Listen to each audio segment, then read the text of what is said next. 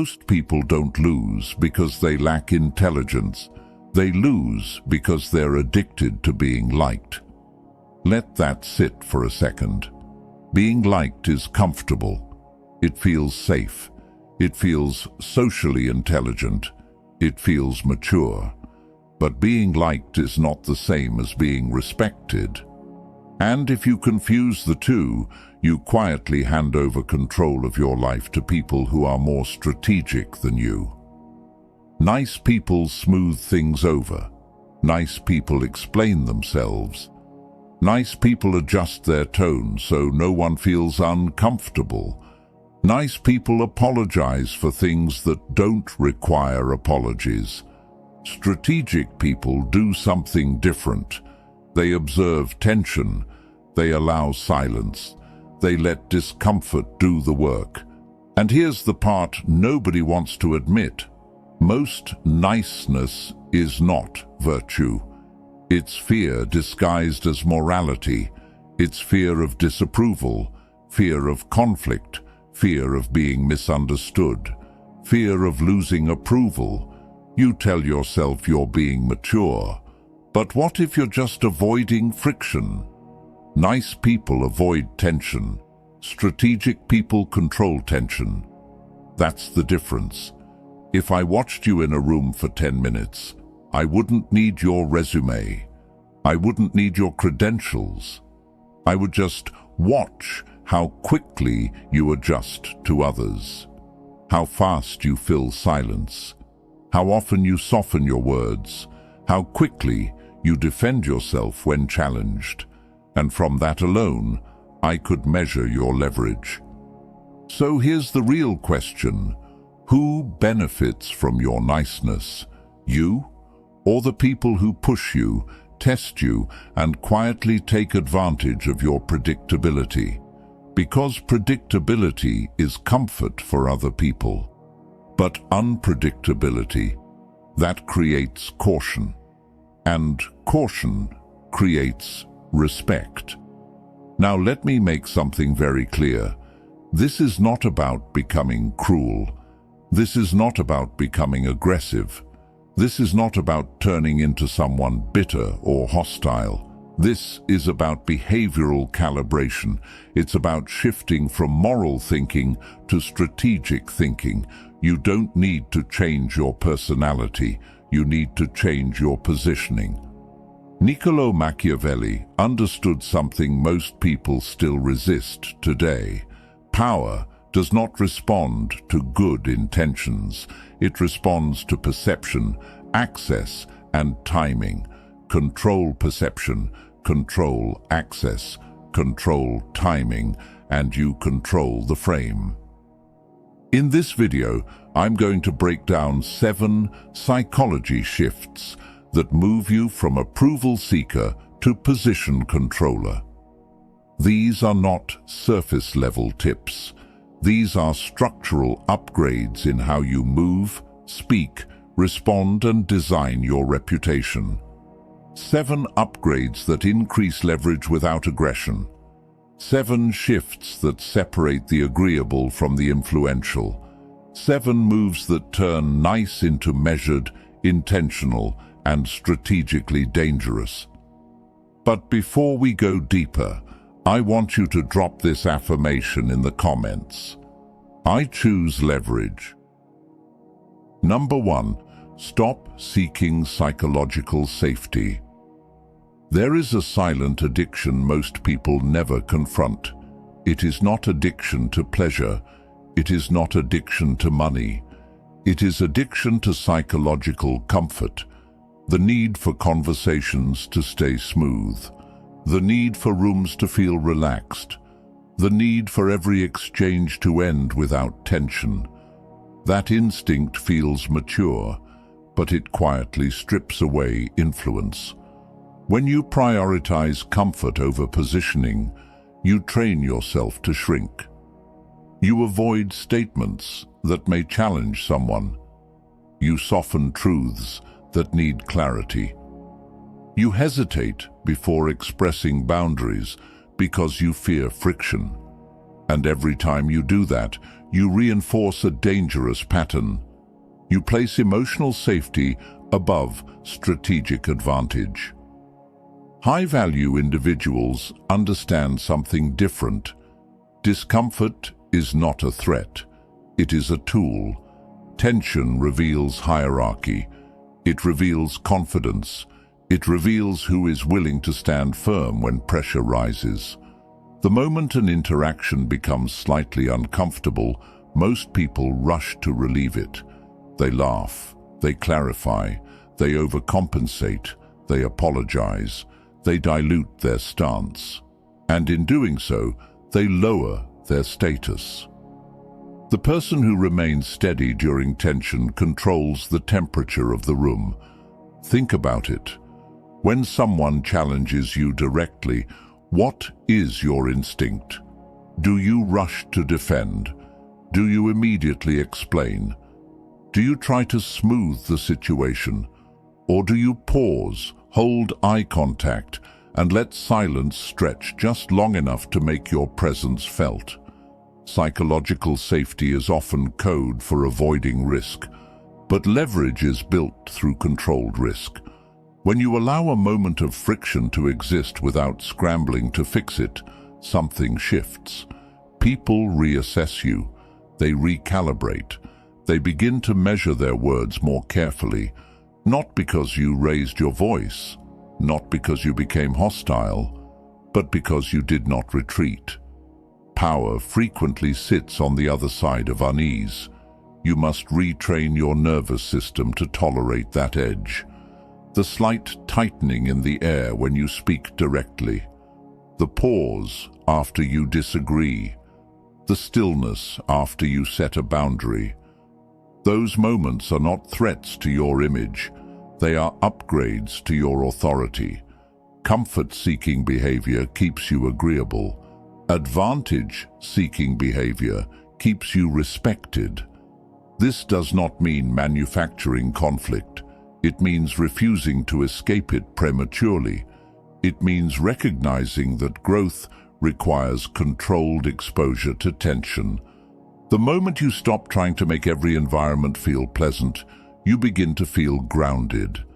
And grounded people are difficult to move.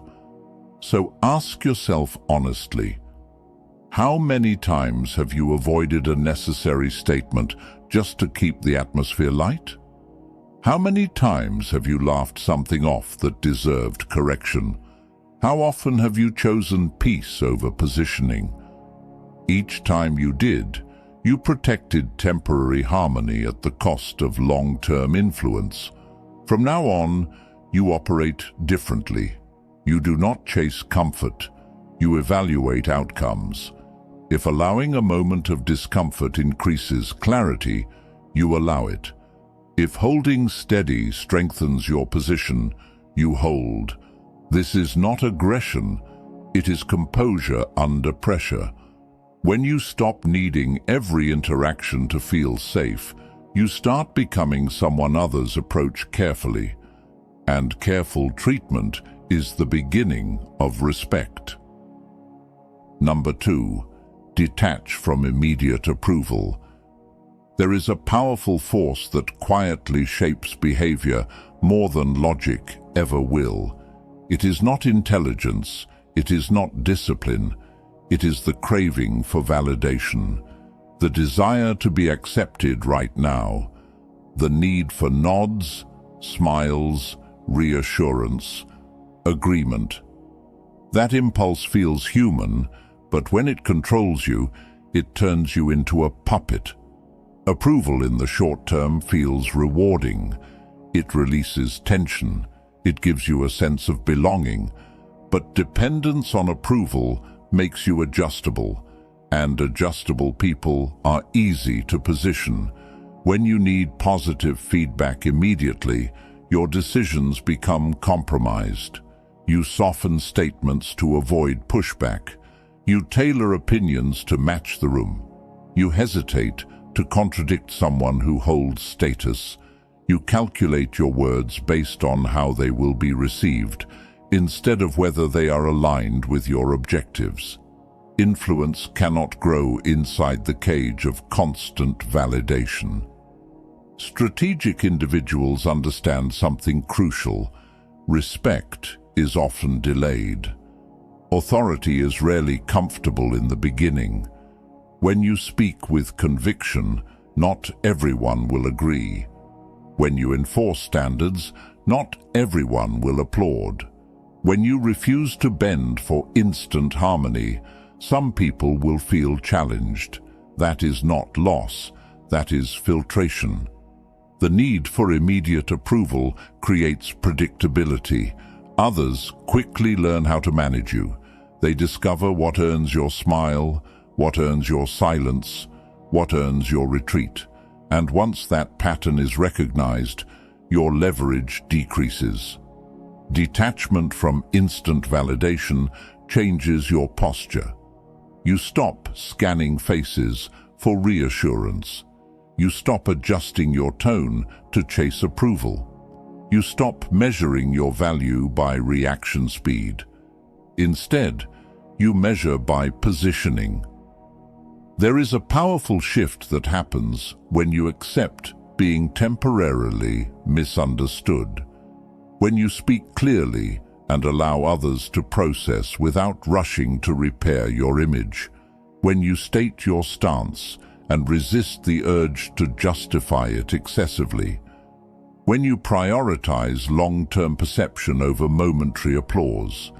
That is maturity. Long-term positioning requires tolerance for short-term friction.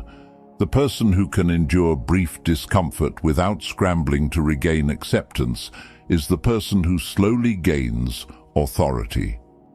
Ask yourself honestly, how often do you check the emotional temperature of the room before speaking? How often do you adjust your delivery to avoid disapproval? How often do you feel unsettled when someone disagrees with you? Every one of those reactions is a signal. It shows where your need for approval still holds power. Freedom begins when validation becomes optional. When you detach from the hunger for instant agreement, something shifts internally. You become more deliberate, more centered, more composed. You stop negotiating your standards for applause. You begin operating from alignment instead of reaction. And ironically, that is when respect starts to grow. Because people trust those who do not constantly seek reassurance.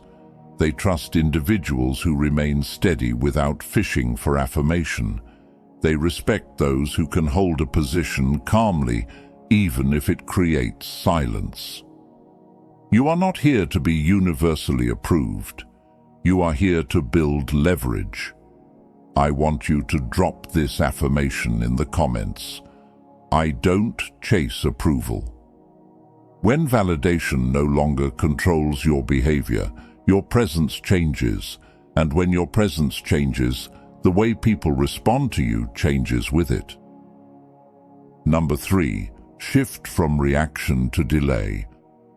Most people believe that quick responses signal intelligence, confidence, dominance.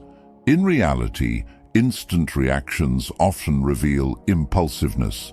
When someone challenges you and you fire back immediately, you expose your emotional wiring.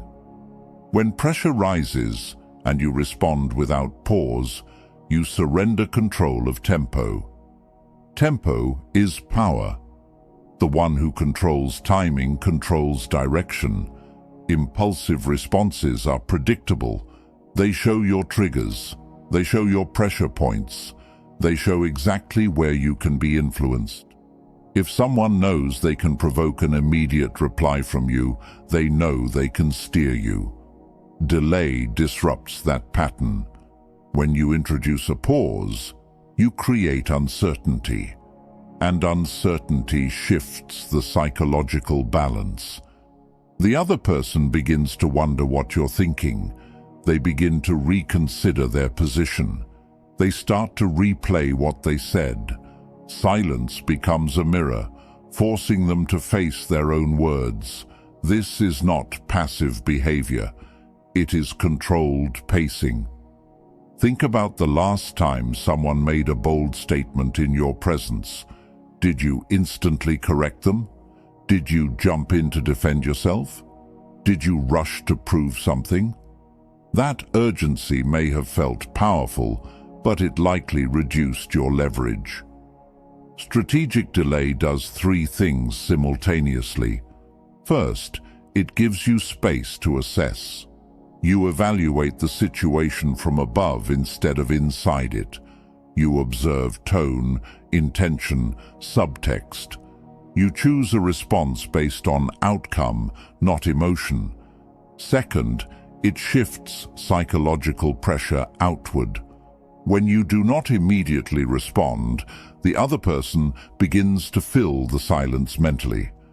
Doubt grows, curiosity grows, sometimes even insecurity grows. Third, it reinforces composure. Calm timing communicates internal stability.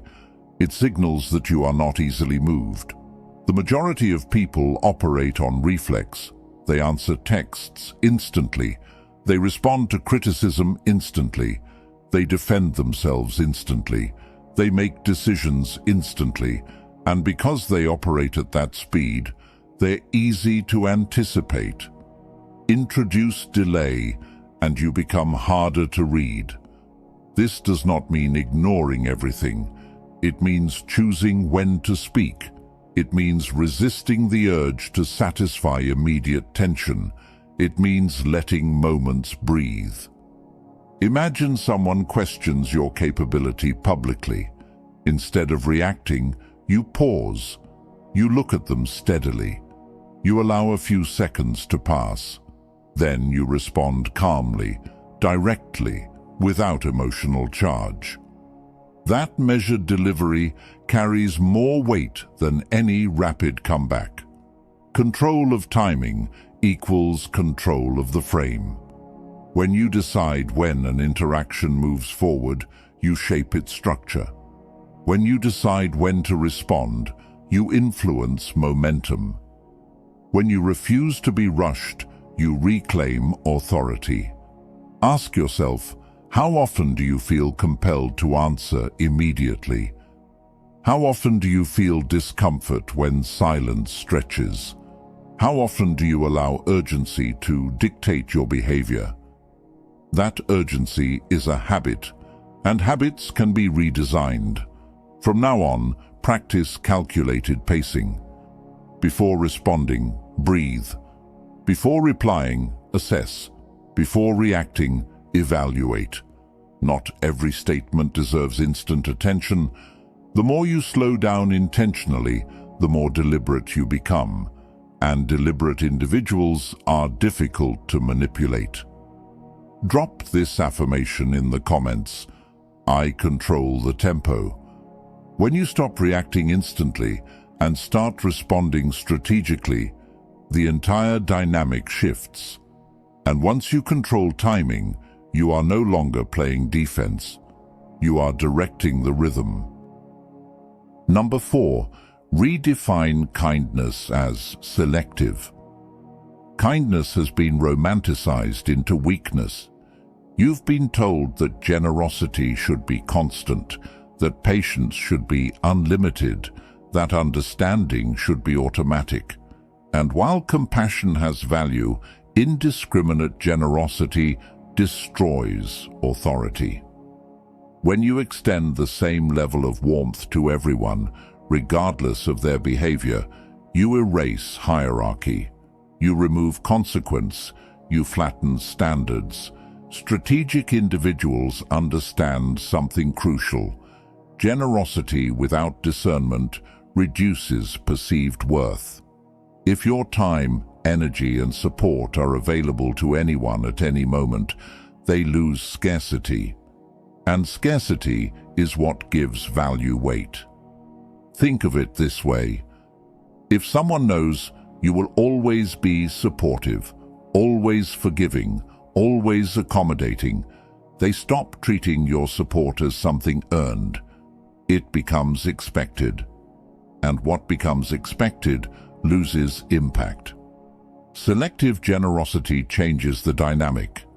When your encouragement is intentional, it becomes meaningful. When your patience is conditional, it becomes respected.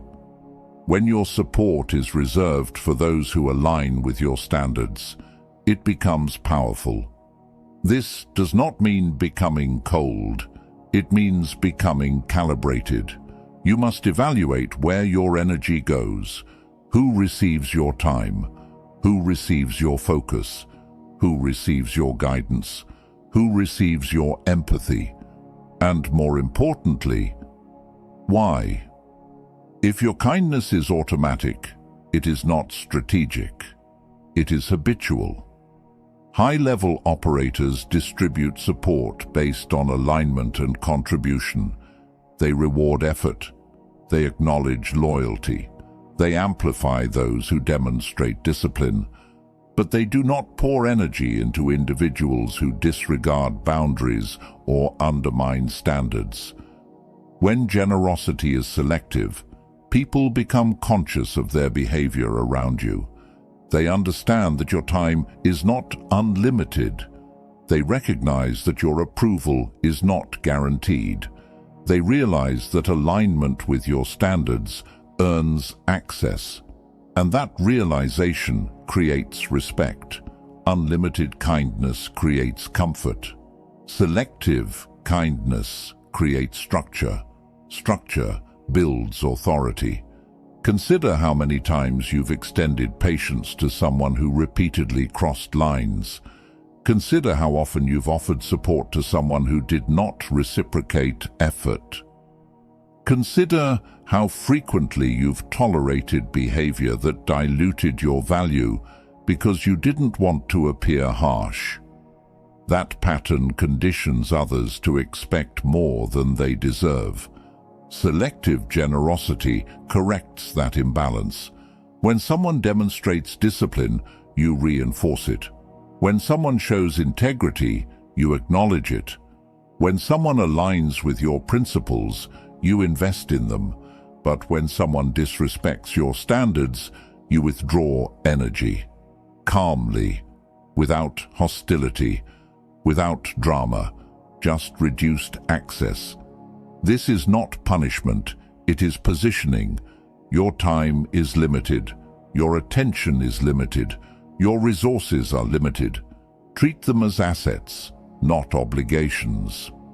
When people realize that your support must be earned, they approach differently. They act differently. They speak differently. Because now there is consequence. Drop this affirmation in the comments. My energy is earned. When you redefine kindness as intentional rather than automatic, you stop being taken for granted. And the moment you stop being taken for granted, your presence gains weight. Number 5. Learn to withhold closure. Most people are uncomfortable with unfinished business. They need every conversation wrapped up neatly, every disagreement resolved immediately, every question answered fully, every silence filled. That instinct feels responsible, but it creates vulnerability. The desire for closure exposes need. When you rush to clarify everything, you signal that you require emotional resolution. When you over-explain to eliminate misunderstanding, you reveal attachment to perception. When you chase finality, you surrender mystery. Mystery is leverage.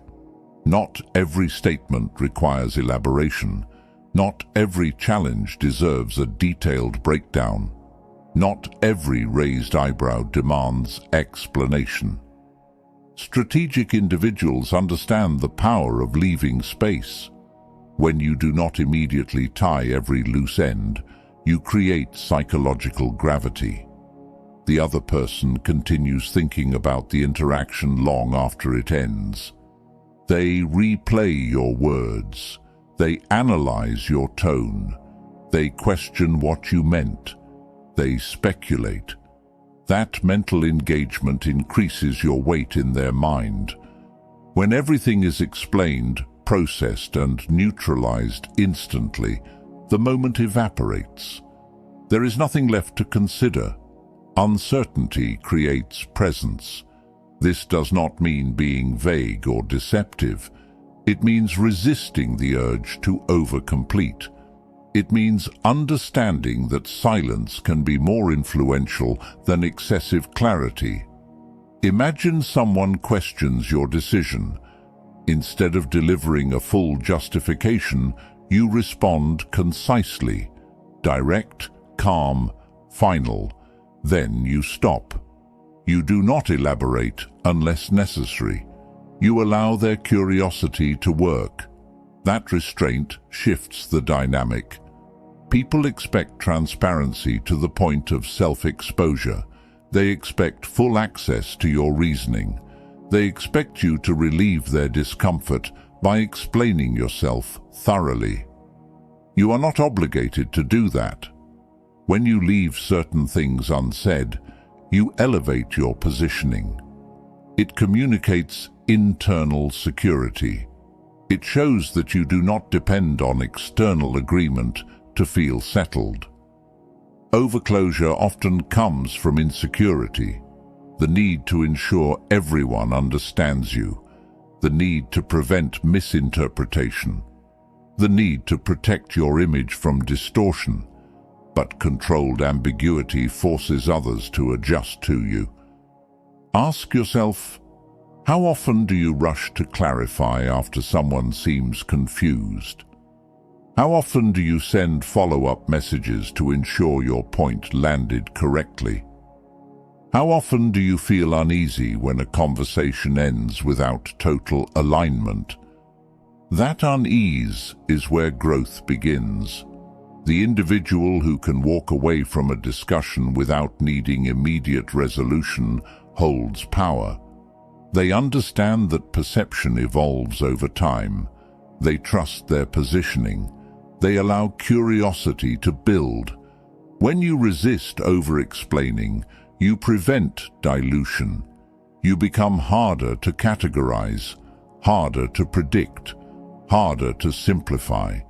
And when people cannot fully read you, they tread more carefully. Now, I want you to drop this affirmation in the comments. I embrace mystery. When you stop chasing closure and start allowing space, your words carry more weight, your silence carries more influence, and your presence lingers long after the conversation ends. Number 6. Evaluate every interaction as a power exchange. Most people walk into conversations thinking they're just having conversations. They're not. Every interaction subtly adjusts hierarchy. Every exchange shifts positioning. Every moment either elevates you slightly or lowers you slightly. The movement may be small, almost invisible, but it accumulates. Status is rarely decided in dramatic confrontations. It is shaped in ordinary moments. When you stop seeing conversations as neutral and start recognizing them as exchanges of influence, your awareness sharpens. You begin to notice details most people ignore. Who speaks first? Who interrupts? Who adjusts tone? Who laughs quickly? Who leans in? Who leans back? These micro-behaviors reveal balance. Influence is not always about domination. It is about distribution of effort. Who is investing more energy? Who is chasing validation? Who is adapting to maintain harmony? Who is holding ground? If you consistently invest more than the other person, more explanation, more enthusiasm, more reassurance, you slowly position yourself beneath them. Effort imbalance creates perception imbalance. Strategic individuals track this instinctively. They observe whether the other person is qualifying themselves. They notice whether they are being asked thoughtful questions. They pay attention to whether respect is reciprocated. And when imbalance appears, they recalibrate. Recalibration does not require confrontation. It requires awareness. If someone dominates airtime, you reduce yours intentionally and observe their reaction. If someone interrupts repeatedly, you maintain eye contact and continue speaking calmly. If someone demands too much access, you adjust availability. Every adjustment shifts the equation. Think about the last few interactions you had today. Did you adapt more than the other person? Did you adjust your tone to match theirs? Did you work harder to keep the exchange flowing? That data matters. When you operate consciously, you stop bleeding influence in small increments. You also begin to recognize strategic investment. When someone respects your time, values your input, and contributes evenly, you reinforce that dynamic. Balanced exchanges build sustainable authority. Imbalanced exchanges create silent hierarchy. There is another layer here: energy. Where does your focus go? Who occupies your mental space after conversations end? If someone leaves you drained consistently, the exchange is uneven. If someone leaves you sharpened and engaged, the balance is healthier. Power is not loud, it is measured. The individual who remains centered while others overextend slowly becomes the reference point in the room, not because they demanded it, because they managed energy wisely. From now on, enter every conversation with awareness, not paranoia. Awareness. Observe without reacting, measure without insecurity, adjust without drama. When you see interaction as strategic terrain, you stop operating blindly. You stop giving away influence accidentally. And once you begin managing exchanges deliberately, your positioning strengthens naturally. When you evaluate interactions through the lens of balance, you stop being moved unconsciously. You start moving intentionally, and intentional movement creates authority that feels effortless but is anything but accidental. Number 7. Design your reputation intentionally. If you don't define how you are perceived, other people will do it for you. And once a label sticks, it quietly shapes every future interaction. Reputation is not built in one dramatic moment.